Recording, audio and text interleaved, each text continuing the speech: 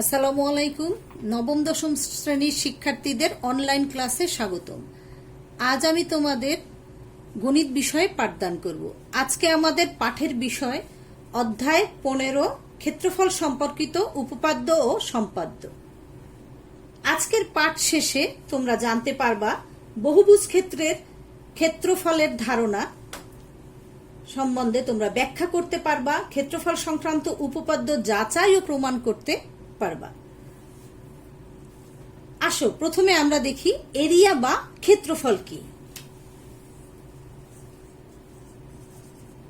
Area বা ক্ষেত্রফল, শিক্ষার্থীরা আমার হাতে একটা বক্স দেখতে পাচ্ছ। এই বক্সটা, এই যে সমতলটা আছে, এই সমতলের উপর আমি এই যে রাখলাম। তাহলে এই বক্সটা দেখো, আমি যদি একটা দাগ দিয়ে সীমানাটা দাগ দিই, তাহলে দেখো এই বক্সটা কতটুকু জায়গা দখল করেছে। এই ক্ষেত্রফল, এই সমতলের উপরে এই বক্সটা এই এতটুকু জায়গা দখল করেছে। এই জায়গাটাই হচ্ছে এই বক্সের ক্ষেত্রফল। বুঝতে পারছো? মানে কোনো একটা বস্তু কোনো একটা সমতলের উপরে যতটুকু জায়গা দখল করে সেটাই হচ্ছে তার ক্ষেত্রফল। আমি আরেকটা তোমাদের দেখাচ্ছি। এই দেখো আরেকটা বস্তু, এটা একটা ঘড়ি। এই ঘড়িটা এই সমতলের উপর যে আমি রাখি, তাহলে দেখো এই কতটুকু জায়গা দখল করে।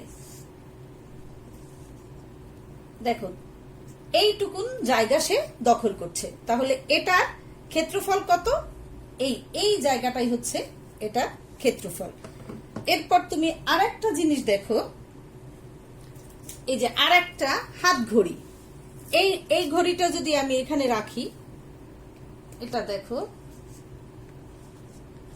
এই যে এতটুকুন জায়গা দখল করছে, তাহলে এই ঘড়িটার ক্ষেত্রফল হবে এটা। তাহলে আমরা বলতে পারি কি, কোনো একটা বস্তু কোনো একটা সমতলে যতটুকু জায়গা দখল করে সেই জায়গাটা বা সেই স্থানটুকু হচ্ছে ওই বস্তুর ক্ষেত্রফল। দেখো আমাদের জ্যামিতিতে সাধারণত ত্রিভুজ, চতুর্ভুজ, বৃত্ত এই ধরনের আকৃতি নিয়ে আমরা আলোচনা করে থাকি। এছাড়াও আরো বহুভুজ আকৃতিও পাওয়া যায়। এই ধরনের যদি কোনো একটা কিছু আকার হয় সেটাকে বলা হয় বহুভুজ। দেখো এখানে অনেকগুলা ভুজ থাকে, এটাকে বলা হয় বহুভুজ। সাধারণত আমরা এই তিন আকৃতির জ্যামিতিক, এই তিন আকৃতি নিয়েই আমরা কাজ করে থাকি। এটাকে তিনটা বাহু দ্বারা সীমাবদ্ধ চিত্রকে বলা হয় ত্রিভুজ, চারটি বাহু দ্বারা সীমাবদ্ধ চিত্রকে বলা হয় চতুর্ভুজ, আর একটা নির্দিষ্ট বিন্দুকে কেন্দ্র করে নির্দিষ্ট দূরত্বে অবস্থিত আরেকটা বিন্দুর আবদ্ধ চলার পথকে বলা হয় বৃত্ত। এই তিন ধরনের আকৃতি নিয়েই আমরা জ্যামিতিতে বেশিরভাগ কাজগুলো করে থাকি। তাহলে আমরা ত্রিভুজের ক্ষেত্রফল কাকে বলবো? তিনটা বাহু দ্বারা আবদ্ধ ক্ষেত্রকে, আবদ্ধ ক্ষেত্র মানে ভিতরে যে জায়গাটা আছে এটাকেই বলা হয় ত্রিভুজ ক্ষেত্র।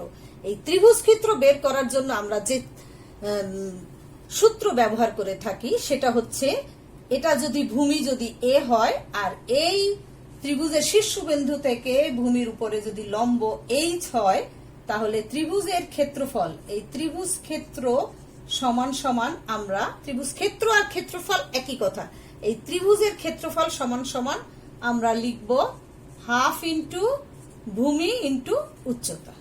বুঝতে পারছো? এখন ত্রিভুজ অনেক রকম আছে, এক এক রকম ত্রিভুজের ক্ষেত্রফল এক এক রকম হবে। ঠিক সেরকম এটা আমি যে চিত্রটা এখানে দেখতে পাচ্ছি এটাকে বলা হয় আয়তক্ষেত্র। আয়তক্ষেত্র হলো যদি দৈর্ঘ্য এ হয় আর প্রস্থ বি হয়, তাহলে আয়তক্ষেত্রের ক্ষেত্রফল হবে, আমরা জানি দৈর্ঘ্য গুণ প্রস্থ, এ ইন্টু বি। এটা যদি মিটার হয় আর এটাও বিও যদি মিটার হয়, তাহলে ক্ষেত্রফল সবসময় হবে বর্গ মিটার। মানে দুইটা ক্ষেত্রফল, দুইটা মিটার মিটার গুণ করলে বর্গ মিটার হয়, সেই জন্য আসছে বর্গ মিটার। এখানে যদি মিটার না হয় তুমি বর্গ এককও লিখতে পারো, যে কোনো এককই আসুক ক্ষেত্রফল হবে বর্গ একক বা বর্গ মিটার। এখানে আসছে বর্গ মিটার। এখন এটা যদি আমার আয়তক্ষেত্র না হয়ে চতুর্ভুজও এরকম বিভিন্ন আকৃতির হইতে পারে। আয়তক্ষেত্র, বর্গক্ষেত্র, রম্বস, ট্রাপিজিয়াম, এরকম অনেক ধরনেরই চতুর্ভুজ আছে। এক এক ধরনের চতুর্ভুজের ক্ষেত্রফল এক এক রকম হবে। এখন এটা যদি একটা বর্গক্ষেত্র হয়, এরকম হয়, যদি দৈর্ঘ্য এ হয় এবং প্রস্থ এ হয়, দুইটাই যদি এ হয়, তাহলে বর্গক্ষেত্রের ক্ষেত্রফল হবে এ গুণ এ সমান সমান কি এ স্কয়ার বর্গ মিটার বা বর্গ একক। বুঝতে পারছো? তাহলে আমাদের ত্রিভুজ ক্ষেত্র গেল, চতুর্ভুজ ক্ষেত্র গেল। এরপর আসো বৃত্ত। বৃত্ত ক্ষেত্র কিভাবে বের করবা? বৃত্তের যদি ও কেন্দ্রবিষ্ট বৃত্তের ব্যাসার্ধ যদি আর হয়, ব্যাসার্ধ কাকে বলে মনে আছে? যে কেন্দ্র থেকে পরিধি পর্যন্ত দূরত্বকে বলা হয় ব্যাসার্ধ। তাহলে ও কেন্দ্র বিশিষ্ট বৃত্তের ব্যাসার্ধ যদি আর হয়, তাহলে এই বৃত্তের ব্যাসার্ধ হবে, এই ক্ষেত্রফল হবে পাই আর স্কয়ার বর্গ একক। হ্যাঁ, তাহলে আমরা ত্রিভুজ, চতুর্ভুজ এবং বৃত্ত তিন ধরনের আকৃতির, জ্যামিতিক আকৃতির ক্ষেত্রফল কিভাবে নির্ণয় করতে হয় এটা আমরা জানলাম। একটা কথা পাশাপাশি তোমরা খুব ভালো করে খেয়াল করবা যে এই ভিতরের জায়গাটাকে বলা হয় ক্ষেত্রফল, আর এই বাইরের যে সীমানাটা আমি প্রথমে আঁকলাম, এই সীমানাটাকে বলা হয় পরিসীমা। কি বলা হয়? পরিসীমা। ত্রিভুজের পরিসীমা যদি এটা এ হয়, এটা যদি বি হয়, এটা সি হয়, তাহলে এটার পরিসীমা হবে, ত্রিভুজের পরিসীমা হবে সমান সমান এ প্লাস বি প্লাস সি। মানে যে কয়েকটা বাউন্ডারি ওয়াল, তোমরা খেয়াল করবা যে আমরা যখন একটা জমি কিনি, জমিটা কেনার পর সাথে সাথে কি করি? চারিদিকে একটা বাউন্ডারি ওয়াল দিই। এই বাউন্ডারি ওয়ালটাই হচ্ছে পরিসীমা। সেটা ত্রিভুজ আকৃতির হোক, চতুর্ভুজ আকৃতির হোক, আর বৃত্ত হোক। তাহলে চতুর্ভুজের তোমার পরিসীমা কি হবে? যদি এটা বর্গ হয় তাহলে এ প্লাস এ প্লাস এ প্লাস এ, তার মানে 4a বর্গক্ষেত্রের হলে। আয়তক্ষেত্র হলে এটাও এ হবে, এটাও হবে, এটা বি, এটা বি, তখন হবে 2 ইন্টু এ প্লাস বি আয়তক্ষেত্রের বেলা পরিসীমা। আর বর্গক্ষেত্রের বেলা পরিসীমা হলো এটা হলো আয়তক্ষেত্রের পরিসীমা। চিত্র দেখে বুঝবা, এটা হলো বর্গক্ষেত্রের পরিসীমা সমান সমান 4a। এরকম যে আকৃতিরই চতুর্ভুজই হোক, তার পরিসীমা হবে 4টা বাহুর যোগফল। আর বৃত্তের পরিসীমা হবে এই বাইরের যে বাউন্ডারি ওয়ালটা, এটাকে বলা হয় পরিধি। এটাকে কি বলে? পরিধি। পরিধিটাই যা, সেটাকেই বৃত্তের পরিসীমাও বলা হয়। পরিধি সমান সমানই আমরা লিখতে পারি পরিসীমা। আর আমরা জানি পরিধি সমান সমান হলো টুয়াইস পাই আর। বৃত্তের পরিধি হলো টুয়াইস পাই আর। তাহলে আমরা কি জানতে পারলাম? আমরা 1 নাম্বার, আমাদের আজকের পাঠের 1 নাম্বার যে শিক্ষা, সেটা কিন্তু আমরা বুঝে ফেললাম যে বহুভুজ ক্ষেত্রের ক্ষেত্রফলের ধারণা ব্যাখ্যা করতে পারবে। এরপর আমরা শিখব হলো ক্ষেত্রফল সংক্রান্ত উপপাদ্য যাচাই করতে পারবে। এখন আসো উপপাদ্য 36, সাধারণ নির্বাচন। একই ভূমির উপর এবং একই সমান্তরাল রেখা যুগলের মধ্যে অবস্থিত সকল ত্রিভুজ ক্ষেত্রের ক্ষেত্রফল সমান।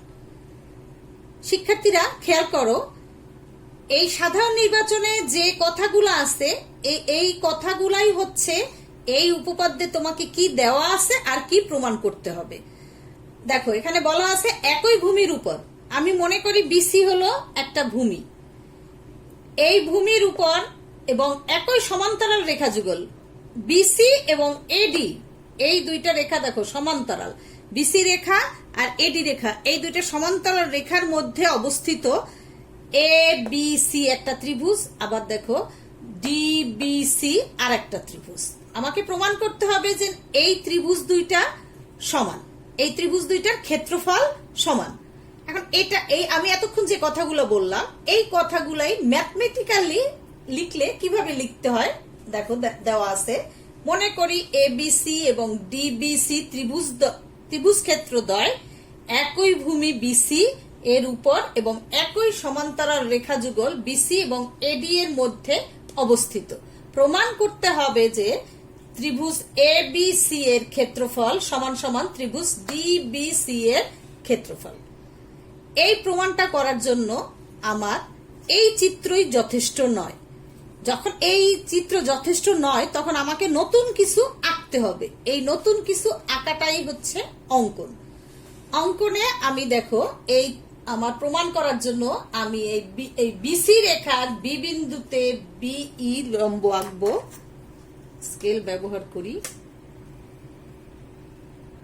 বিসি এর বি বিন্দুতে বিই লম্ব আঁকি, আর সি বিন্দুতে দেখো সিএফ লম্ব অঙ্কন করি। তাহলে কি করলাম, বিসি রেখার বি বিন্দুতে বিই এবং সি বিন্দুতে সিএফ লম্ব অঙ্কন করি, যা এডি কে মানে এডি এর বর্ধিত অংশকে ই বিন্দুতে আর এডি কে এফ বিন্দুতে ছেদ করে।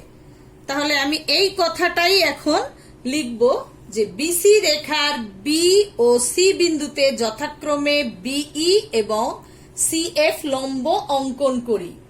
এরা ডিই রেখার বর্ধিত অংশকে ই বিন্দুতে এবং এডি রেখাকে এফ বিন্দুতে ছেদ করে। ফলে ইবি সিএফ একটি আয়তক্ষেত্র তৈরি হয়। এবার আসো প্রমাণে দেখো আমরা অঙ্কন অনুসারে কি আঁকলাম, যে এখান থেকে বি বিন্দুতে বিই লম্ব আঁকলাম আর সি বিন্দুতে সিএফ লম্ব আঁকলাম। তাহলে ই বি সি এফ কি হলো, একটা আয়তক্ষেত্র। যেহেতু এটা লম্ব এটার উপরে, তাহলে ই বি সি এফ একটা আয়তক্ষেত্র হলো। এখন এ বি সি, এই ত্রিভুজ এ বি সি এবং আয়তক্ষেত্র ই বি সি এফ একই ভূমি বিসি এবং একই সমান্তরাল রেখা যুগল বিসি ও ইডি এর মধ্যে অবস্থিত। যদি এরকম হয় যে একটা আয়তক্ষেত্র আর একটা ত্রিভুজ ক্ষেত্র একই ভূমি এবং একই সমান্তরাল রেখা যুগলের মধ্যে অবস্থিত হয়, তাহলে আমরা জানি যে ত্রিভুজ, তখন এই ত্রিভুজটার ক্ষেত্রফল সমান সমান হাফ অফ আয়তক্ষেত্রের ক্ষেত্রফল। আমি এই জিনিসটাই লিখেছি। দেখো ইবিসিএফ একটি আয়তক্ষেত্র। এখন এ বি সি এবং আয়তক্ষেত্র ইবিএফ একই ভূমি বিসি এর উপর এবং এক বিসি এবং ইডি সমান্তরাল রেখাংশের মধ্যে অবস্থিত। অতএব ত্রিভুজ ক্ষেত্র এ বি সি সমান সমান হাফ অফ আয়তক্ষেত্র ইবিসিএফ। ঠিক একইভাবে বা অনুরূপভাবে তুমি যেভাবে লেখো, অনুরূপভাবে আমরা কি লিখতে পারি, অনুরূপভাবে আমরা লিখতে পারি ত্রিভুজ ডিবিসি এর ক্ষেত্রফল। এখানে কিন্তু দুইটা ত্রিভুজ, একটা হলো এবিসি আর একটা হলো ডিবিসি। এখন ডিবিসি ও কিন্তু একই ভূমি বিসি এবং একই সমান্তরাল রেখা যুগল বিসি ও ইডি এর মধ্যে অবস্থিত। তাহলে এটাও সমান সমান হবে হাফ অফ আয়তক্ষেত্র ইবিসিএফ আয়তক্ষেত্রের ক্ষেত্রফল। ঠিক আছে, তাহলে এইটা দেখো, এখন এই ত্রিভুজ এবিসি এর ক্ষেত্রফল ও আয়তক্ষেত্র ইবিসিএফ আয়তক্ষেত্রের অর্ধেক, আবার ডিবিসি এর ক্ষেত্রফল হচ্ছে এই একই আয়তক্ষেত্রের অর্ধেক। তাহলে কি হবে, এই ত্রিভুজ আর এই ত্রিভুজটা পরস্পর সমান হবে। তাহলে আমি ওইটা লিখবো। অতএব ত্রিভুজ এবিসি এর ক্ষেত্রফল সমান সমান ত্রিভুজ ডিবিসি এর ক্ষেত্রফল। হ্যাঁ, প্রমাণিত। এখন দেখো আমি আরেকবার তোমাদেরকে বলছি, একটা মাত্র স্টেটমেন্ট দিয়ে আমরা এই প্রমাণটা করি। সেই স্টেটমেন্টটা কি? স্টেটমেন্টটা হচ্ছে যে একই ভূমি এবং একই সমান্তরাল রেখা যুগলের মধ্যে অবস্থিত কোনো একটা ত্রিভুজের ক্ষেত্রফল ওই আয়তক্ষেত্রের ক্ষেত্রফলের অর্ধেক। এই একটা স্টেটমেন্টের উপর ভিত্তি করে আমরা এই প্রমাণটা করলাম। ঠিক সেটাই লিখলাম, যেহেতু এটা একটা ইবিসিএফ একটা আয়তক্ষেত্র, এই আয়তক্ষেত্রটা এবং ত্রিভুজ এবিসি এই ক্ষেত্রফলটা একই ভূমি এবং একই সমান্তরাল রেখা যুগলের মধ্যে অবস্থিত। অতএব এই ত্রিভুজটার ক্ষেত্রফল সমান সমান হাফ অফ আয়তক্ষেত্রের ক্ষেত্রফল। এই একটা স্টেটমেন্ট দিয়ে আমরা এই প্রমাণটা করলাম। তাহলে তোমরা নিশ্চয়ই বুঝতে পারছো যে কিভাবে এই প্রমাণটা করা হলো।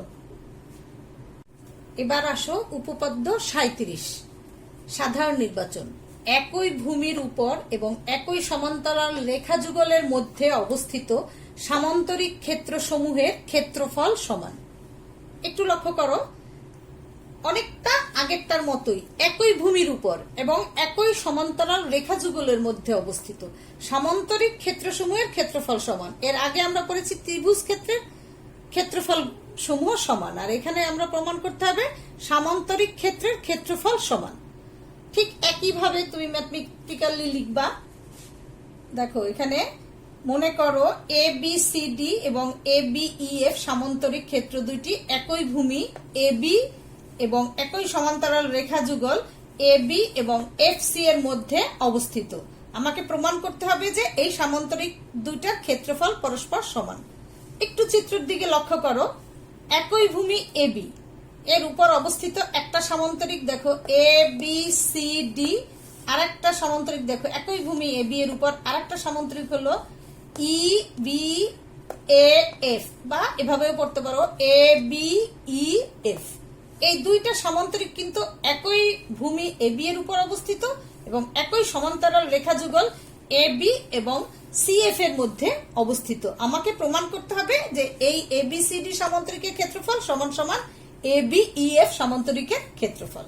এখন এটা প্রমাণ করার জন্য এই চিত্র যথেষ্ট নয়। তার মানে কি, আমাকে অঙ্কন আর একটা স্টেপ আঁকতে হবে। এখন আমরা অঙ্কনটা আঁকবো। দেখি আমাদের কি কি আঁকতে হবে। আমরা প্রথমে এ আর সি যোগ করব। দেখো এ বিন্দু আর সি বিন্দু, এই দুইটা বিন্দু আমরা যোগ করব। যোগ করলাম, এ আর সি যোগ করলাম। এরপর যোগ করব এ আর ই, এ বিন্দু আর ই বিন্দু যোগ করব। এখানে ই বিন্দু নেই আর এখানে এ বিন্দু, এই দুইটা বিন্দু আমরা যোগ করলাম। ঠিক আছে, কি করলাম, এ সি যোগ করলাম আর এ ই যোগ করলাম। এখন এই ই বিন্দু থেকে আর সি বিন্দু থেকে এই এ বি ভূমির উপর, আর সি বিন্দুতে দেখো সি বিন্দু থেকে যদি লম্ব আঁকি তাহলে এ বি ভূমির বর্ধিতাংশ আঁকতে হবে। তাহলে আমরা এ বি ভূমিকাটাকে আরেকটু বাড়াই। হ্যাঁ, এ বি এর বর্ধিতাংশ আঁকি। আগে এ বি এর বর্ধিতাংশ আঁকলাম। আঁকার পরে এখন এই সি বিন্দু থেকে এ বি ভূমির উপর একটা লম্ব আঁকি। যে লম্ব আঁকলাম, ই বিন্দু থেকে এ বি এর উপরে ই কে লম্ব আঁকলাম, আর সি বিন্দু থেকে সি এই বিসি এ বি এর বর্ধিতাংশের উপরে সি এর লম্ব আঁকবো। তাহলে এটাকে আমরা দিব এল, এল বিন্দু। তাহলে আমাদের অঙ্কন হয়ে গেল। আমরা ই বিন্দু থেকে এ বি এর উপর ই কে আর সি বিন্দু থেকে এ বি এর বর্ধিতাংশের উপর সি এল লম্ব আঁকি। ঠিক যা আঁকলাম এটাই আমি এখন অঙ্কনে লিখলাম। এ আর সি যোগ করি আর এ আর ই যোগ করি। প্রথমে যে কাজটা করলাম সেটাই লিখলাম। এবার সি ও ই বিন্দু থেকে ভূমি এ বি এবং এর বর্ধিতাংশের উপর ই কে এবং সি এল লম্ব টানি। প্রমাণে ত্রিভুজ এ বি সি, এই যে ত্রিভুজ, এই ত্রিভুজের ক্ষেত্রফল সমান সমান কত? দেখো ত্রিভুজ এ বি সি এর ক্ষেত্রফল সমান সমান হাফ অফ ভূমি ইন্টু উচ্চতা। আমরা কি জানি, একটা ত্রিভুজের ক্ষেত্রফল হলো হাফ ইন্টু ভূমি ইন্টু উচ্চতা। তাহলে ভূমি কি, এটা এবিসি ত্রিভুজের ক্ষেত্রফল হলো, ভূমি হলো এবি, এবি আর উচ্চতা হচ্ছে সিএল। ঠিক আছে, এবং দেখো ত্রিভুজ এ বিই, এ বিই এর ক্ষেত্রফল, এই ত্রিভুজের ক্ষেত্রফল সমান সমান কি, ক্ষেত্রফল সমান সমান হাফ ইন্টু ভূমি হলো এই এবি আর উচ্চতা হচ্ছে এ বিই। খেয়াল করো এ বিই, এই ত্রিভুজের উচ্চতা হলো ই কে, ই কে। এখন দেখো আমরা কিন্তু সিএফ এবং এ বি এই সমান্তরাল রেখা যুগল থেকে কিন্তু দুইটা লম্ব আঁকছি। ই বিন্দু থেকে আঁকলাম ই কে আর সি বিন্দু থেকে আঁকলাম সিএল।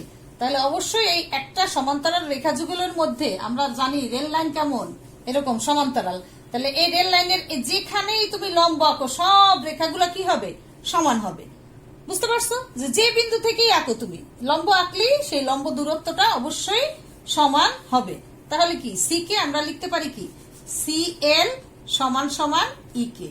এটা আমরা লিখতে পারি, কারণ হিসাবে তুমি ব্র্যাকেটে দিয়ে দিবা যেহেতু এই যে সিএল লম্ব সিএল এএল সমান্তরাল এফসি, এএল কোনটা, এই যে এটা, যেহেতু এএল সমান্তরাল এফসি মানে এই রেখা দুইটা, এই এফসি আর এএল, আমি যেটা বললাম যে দুইটা সমান্তরাল রেখার মধ্যে যতগুলো লম্ব আঁকো তারা পরস্পর সমান। তাহলে যেহেতু এই সি কে আর ইএল এই দুইটা সমান সমান হবে, কারণ কি এই রেখা দুইটা সমান্তরাল। বুঝতে পারছো? তাহলে দেখো সি কে আর ই কে আর সিএল এই দুইটা যদি সমান হয় তাহলে দেখো ত্রিভুজ ক্ষেত্র কি হয়, এই এবিসি ত্রিভুজের ক্ষেত্রফল হাফ ইন্টু এবি ইন্টু ই কে লিখতে পারো, সিএল এর জায়গায় ই কে লিখতে পারো। তাহলে এই দুইটা ত্রিভুজটা সমান হয়ে গেল, এই ত্রিভুজের ক্ষেত্রফল আর এই ত্রিভুজের ক্ষেত্রফল সমান হয়ে গেল। আমি এখন এটাই লিখবো, অতএব ত্রিভুজ ক্ষেত্র এ বি সি এর ক্ষেত্রফল, এই এত এর ক্ষেত্রফল সমান সমান ত্রিভুজ এ বি ই এর ক্ষেত্রফল। আমরা একটু আগে যে আগে 36 উপপাদ্যে আমরা কি শিখলাম, যে একটা ত্রিভুজের একই ভূমি এবং একই সমান্তরাল রেখা যুগলের মধ্যে অবস্থিত দুইটা আয়তক্ষেত্র আর একটা ত্রিভুজ যদি সমান হয় তাহলে ওই ত্রিভুজের মানে আয়তক্ষেত্র আর যদি ত্রিভুজ থাকে, একই রেখা ভূমি এবং একই সমান্তরাল রেখা যুগলের মধ্যে যদি একটা আয়তক্ষেত্র এবং একটা ত্রিভুজ থাকে তাহলে ওই ত্রিভুজের ক্ষেত্রফল আয়তক্ষেত্রের ক্ষেত্রফল অর্ধেক। ঠিক সেরকমই একই ভূমি এবং একই সমান্তরাল রেখা যুগলের মধ্যে যদি একটা ত্রিভুজ আর একটা সামান্তরিকও থাকে তাহলে ওই ত্রিভুজের ক্ষেত্রফল ওই সামান্তরিকের ক্ষেত্রফলের অর্ধেক। তাহলে আমরা এই ত্রিভুজ এবিসি এর ক্ষেত্রফল সমান সমান আমরা লিখতে পারবো কি, এখানে আমি ইমপ্লাইজ দ্যাট দিয়ে আমি লিখতে পারি যে হাফ অফ সামান্তরিক ক্ষেত্র কি এ বি সি ডি, আর এটা সমান সমান লিখতে পারি হাফ অফ সামান্তরিক ক্ষেত্র কি সামান্তরিক ক্ষেত্রফল হলো A B ED EF, A B EF. এখন দুই পাশ থেকেই আমরা এর পরের লাইনে আমরা লিখতে পারি, অতএব দিয়ে লেখো যে দুই পাশ থেকে হাফ যদি বাদ দিই তাহলে সামান্তরিক ক্ষেত্র, এখানে ক্ষেত্র লেখা হয় না, সামান্তরিক ক্ষেত্র এ বি সি ডি সমান সমান সামান্তরিক ক্ষেত্র এ বি ইএফ। এটাই আমাকে প্রমাণ করতে হবে। তাহলে আমাদের এটা লিখে আমি লিখতে পারি এটা প্রমাণিত।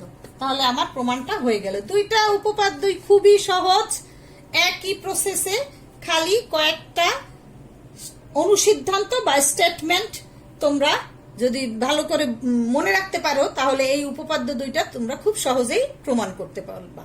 তাহলে আমরা এই অধ্যায়ে আমরা শিখলাম কি, ক্ষেত্রফল কি, একটা বস্তু কোনো সমতলে যতটুকু জায়গা দখল করে এটাকেই তার ক্ষেত্রফল বলা হয়। আর ক্ষেত্রফল কিভাবে বের করতে হয়, বস্তুটার দৈর্ঘ্যকে প্রস্থ দিয়ে গুণ করলেই আমরা ক্ষেত্রফল পেয়ে থাকি। তবে বিভিন্ন আকৃতির বস্তুর ক্ষেত্রফল বিভিন্নভাবে বের করতে হয়, সেটা আমি তোমাদেরকে দেখিয়েছি। এরপর আমরা আজকে আর শিখলাম হচ্ছে উপপাদ্য 36 আর 37, এই দুটো হচ্ছে ক্ষেত্রফল সংক্রান্ত উপপাদ্য। এই দুইটা আমরা আজকে প্রমাণও শিখলাম।